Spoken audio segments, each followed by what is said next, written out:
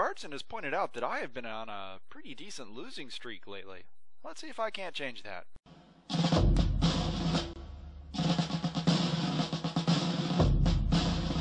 In a retaliatory strike, the UMFA have put together a group of elite badasses, or at least referred to by my brother as such, to take back the land and extract vengeance against the Ouchistani Republic. And in response, the Ouchistani Republic have recruited their own group of elite badasses, this time pulling out their stops on their own, putting them in giant mechs, and recruiting the future equivalent of Michael Whitman in a 4-4 Visigoth con. The UMFA got defensive objectives. They are going to stop the ESE thrust through a blockade and prevent the termination of all their command elements. On the opposite end, the ESE got an attack objective. So they're going to eliminate both the squad leaders from both teams and eliminate the strike team completely, thus nullifying the future threat of this elite strike force in the region. The UMFA aligned their strike team together with their demolition drones while they put the support team behind a hill and within the woods to the distance. The Sagittarius sits behind the woods, ready to rain fire to the distance, while leaving the Naga to support the support elements over through the ruins, while the Visigoth takes the open ground along the center of the board. ESE won the initiative, so I went ahead and placed my tank out there in the middle and immediately thrust him forward, gunning the engine forward towards those mechs out there in the open, and he manages to damage 3 of them with the first shot, wounding my brother for even deciding to put stuff out in the open when there's such a fearsome tank on the field. And as he starts moving, and I've already emptied a lot of shells into him, he starts going up along the building ruins up there towards the middle of the board, and I go ahead and reaction fire, burning a CP to give my tank another action point to dump the MRP at him, but it doesn't manage to do any kind of damage. It's kind of a wasted shot in retrospect. But I am not going to let him win. I'm going to turn this losing streak around and win a game for the ESE. I'm going to determine the pace of the game, and I'm going to be as aggressive as I can. Jungle Mower Cobra swings into the ruins, turns around, sees the Tiger. Tiger reaction fires into him, opens up with the Mac, does a sturdy box of damage, and the Cobra then returns fire with the VHAC, does absolutely nothing. Finishes his shot, moves into the ruins, while the other spitting Cobra swings into the opening, opens up with his rocket pack, and manages to empty the bins, doing no damage to the target inside. Around this time, we actually noticed that we've got units moving around at top speed, gears specifically, and they're making actions. This is something that we correct later on. We both made the mistake, so we called it even, and we decided to stop doing that from here on out. You can't make an action if you move at full speed with a gear, because he already took his action, unless you give him a command point to do so. Black Mamba swings into the ruins, unloads with his Mac, jams, and then decides to use a command point to throw a grenade at him, and it manages to fumble the grenade, bouncing off the wall and landing right behind him. He's very grateful to not have died from that hit. Spitting Cobras begin taking the hill along the center while the army commander shoots his way through the woods as fast as he can to the other side to be able to see what's going on over there. Meanwhile, the Nagas decides to consider going into the ruins, but I decided instead of thundering through there, I'm going to use the sensor booms to start making spotting attempts at all those gears that are just out of line of sight from the camera right behind the woods. And right as they're being forward observed, the Sagittarius opens up with all its bins, full rate of fire against them, ranges in and manages to roll incredibly poorly. 3 dice cannot save you from incompetent dice rolling, apparently. He jams his bins, runs out of ammo, and now he's just kind of a useless tank. He's going to have to run up to the front of the lines to make himself worthwhile. Smart money would have been to use a command point to get that re-rolled, but I had already used 2 to get that done for a grenade roll and for a reaction fire shot off the tank. Say la vie. Reality starts setting in for the UMFA commander as he starts using the guided mortars off the Grizzlies on the hill to absolutely no effect against the Visigoth, as the 45 front armor is starting to ring home as being nearly impenetrable to everything that he has. Nonetheless, he begins sending other elements of the support group around the hills, trying to get a flank shot against the Visigoth, and he manages to hit it quite a few times, ting ting ting with the Mac, and it does absolutely nothing to it.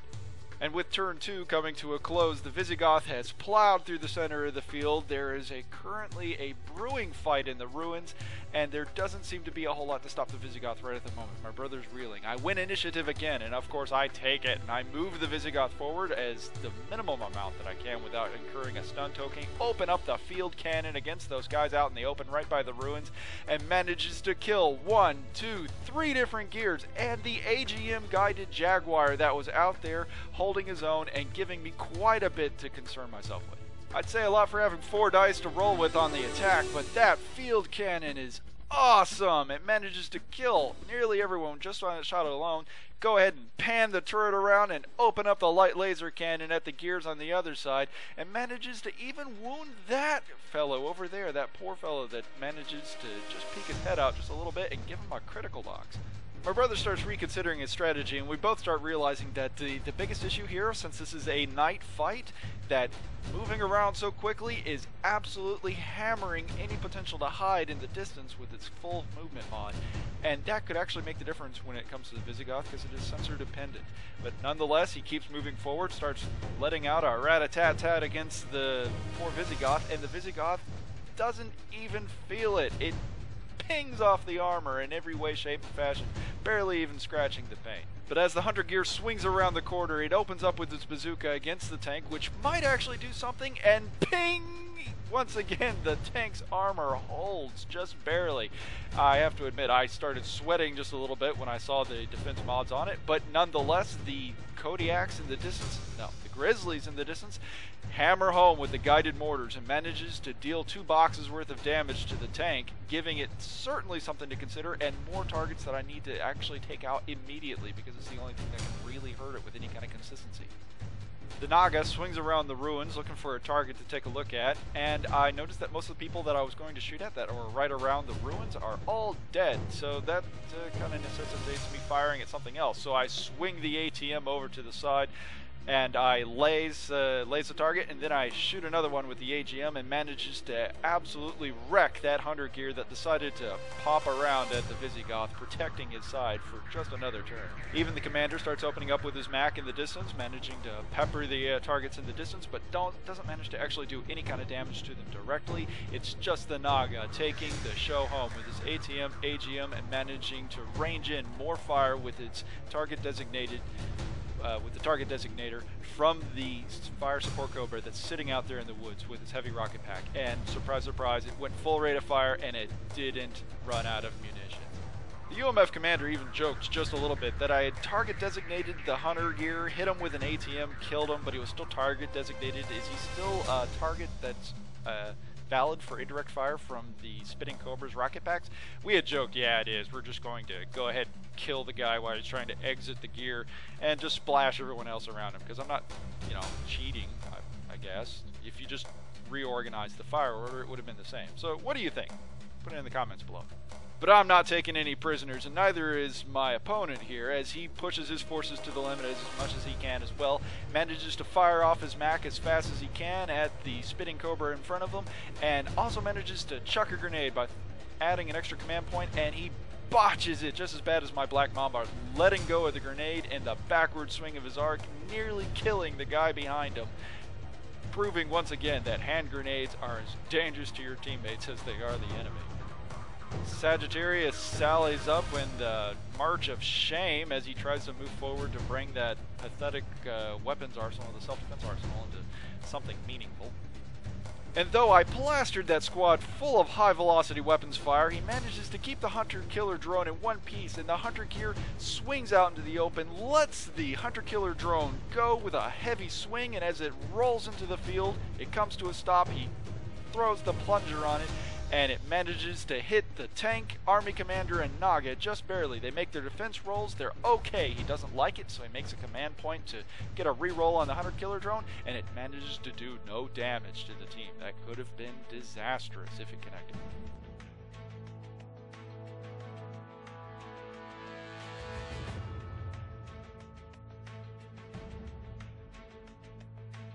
It's turn 3 with the command element for the strike team dead. Most of the strike team also littered with flames and burning carcasses. The Units in the ruins are left to almost nothing. They're in a state of desperation as the grizzlies in the woods up front of the tank are the only things that are holding the whole unit together, while the army commander and his bodyguard presumably are crippled on the hill just around the corner. I see an opportunity. I need to go big or go home, and even though I'm opening up a flank, I need to take care of those grizzlies as fast as possible.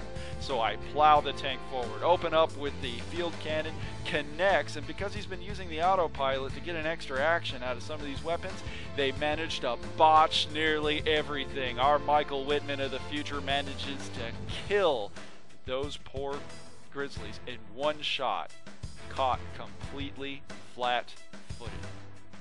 The UMF are going to seize this opportunity for everything that they can, and they send a hunter gear out there who no longer has his bomb carrier to do what he can to slow that tank down. They need to stop it. They need to do some sort of damage to it. So the hunter gear swings out into the open, turns around, opens up his bandolier of grenades and starts chucking them at the tank while opening them up with the MAC onto the back. Does no damage. Absolutely. He even tries to get a reroll on it to do some more damage, and in response, the reaction fire from the Mamba and the Naga and sitting out there protecting the tank's back manages to put it down immediately, but not before he got his shot off. Naga swings left, uses a command point to laze the target in front of the commander, hits him with the ATM, and completely opens him up. It's a pretty easy shot considering he was crippled already. And with that, my opponent calls it. The last viable unit on the board was the army commander, and he wasn't going to do it. Wow, great game. Did I mention tanks are awesome? I mean, I had heard that before, but I never really, internalized it. And firing the rate of fire 6 probably isn't worthwhile. Rate of fire 5 is probably the best the way it could have been. And in retrospect, he could have maybe won the fight if he didn't charge the tank out in the open. But that's how you learn. This has been an Ouchies Batrep, and thanks for watching. Pro tip, he actually had another gear on the board, but I didn't notice him because he was covered in explosions.